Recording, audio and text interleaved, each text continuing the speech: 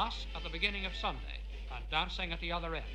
That's one way of recognizing the Irish in their relaxation, which is not always in the bottle, as report would have us believe. In places like this, they create a little bit of Ireland. The work and the main opportunities for the overflow from Ireland is still in Britain and will be for some time to come. Despite a drop in emigration from Ireland, the outlet for surplus talent will be in the Midlands and in London. While a millionaire Irishman like Joe Cox, like members of other races, will make money and succeed, as other Irishmen have done, and have even acquired the symbols of 20th century prosperity. Others, with a more modest success, have made themselves felt in the fields of medicine, law, etc. The Liberals always promised to implement Home Rule, which of course they did, and which they actually got it on the statute book. But unfortunately, owing to the trouble in Ulster and Lord Carson and his people, the bill was, and the war breaking out, the bill was suspended. And I regret to say that since those days, there's been no actual active Irish organisation in England. I regret this very much because it kept the Irish people together and did, I think, a lot of good to the Irish movement at home, and of course, in many ways, supported industry and helped the emigrants. Now it's become more or less a social society. Clubs are formed all up and down the country, good clubs with an Irish atmosphere, but not doing as we used to do in the previous to that, not actually working for Ireland as we did in my younger days. Mrs. Lee, there was a tremendous common mBan spirit in Manchester in the early years of the century. What happened to it? Oh, well, like all the other Irish movements, when you had obtained your object, you got your republic, it seemed to break up.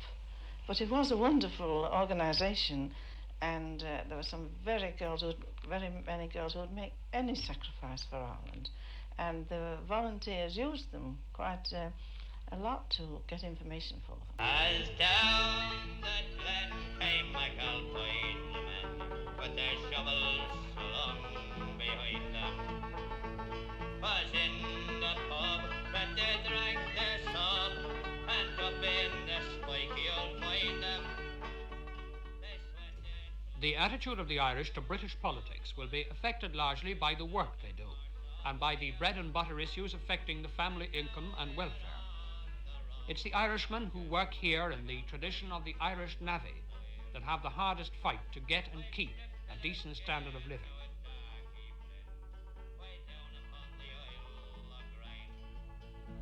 With horse-face tool, then I knew the rule.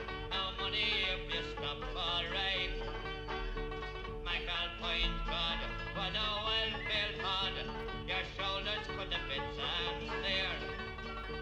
And oh, to he went to the party with Michael Point Fusilier. Oh, the good workers. Wouldn't be so many on with McAlpines if there weren't good workers. Do they cause trouble on sites at all? I think only about the 17th of March. But many unskilled Irish couldn't get a job quickly, and many trained had to take the wrong job.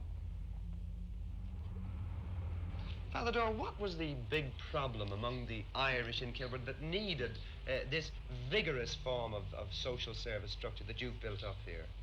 Actually, there were three big problems. You had, first of all, employment, housing, and education. There were the three problems facing the Irish coming here. What was the housing problem? The housing problem was, it meant that you already had overcrowding. There were always tenants in houses. They could have owned their own houses. We started a scheme then where we'd give them a deposit in a house, and that they'd become the landlords, get a mortgage for them, which meant that every person went into a three-storey house. He had 3 flats to give away. He had one for himself, 2 to let, which meant that in every house we put in 3 Irish families. The one who owned it, who had the mortgage, 2 overhead. Yeah. Well, has this not caused a certain amount of resentment among the English, who may perhaps become the tenants of the Irish? Oh, it has. As a matter of fact, there's a road over there just beside us where you have Irish landlords and English tenants, and the English people have been here for years, and the Irish have been only here about 10 or 15 years. And the Irish have bought them out? Yes, but I mean, fair enough. They made the grade, and Well, now in jobs and accommodation, surely these were problems that were being dealt with perhaps by Irish societies and by other welfare organisations. They were never tackled by anybody. There were commercial agencies operating, but you had in Euston Station and Paddington Station, they came in every morning. They had a time lag. They arrived in London with their cases. They had a time lag of 2 weeks before they could get accommodation and a job. They had to start that very first day, look for, first of all, accommodation, which took them 3 or 4 days. Their money was wasted. Then they spent 3 or 4 days looking for a job. Then they weren't paid until the following week after working for 1 week, which meant they were 2 or 3 weeks without getting money. It meant that we had to set up our own employment agency. The idea is not to encourage immigration, but rather to have a responsible immigration. It's no use saying, of course, that we shouldn't help them, but if they arrive in Euston Station, 40 of them, well, somebody must look after them. First of all, on the careers guidance, it was a tragedy to see Irish boys going just on the building sites in order to get more money. Yes. We decided they should go into the teaching profession, into the banks, into the insurance companies, and even into Aer Lingus here. The new emigrants, are they completely different from the old emigrants? I'd say so. I didn't know the old ones, but certainly, I mean, these are a credit anyway we get over now. Whichever party provides home buying facilities and reasonable rents will affect the Irish vote. Well, we've got a wonderful social life here for a start. We've got Pioneer Socials, Legion of Mary Socials. We get lots of theatre tickets from friends. I think you have to accept the way of life here, really. You have to become a part of a community, especially if you're rearing a family in the country. And trying to get places for them in particular schools, a grave obligation is put on us as parents to have a Catholic education for our children. Tremendous problem, but we have been very fortunate where we have 5 at the moment going to Catholic schools. Other people in the area haven't, in actual fact, been so lucky to send their children to state schools.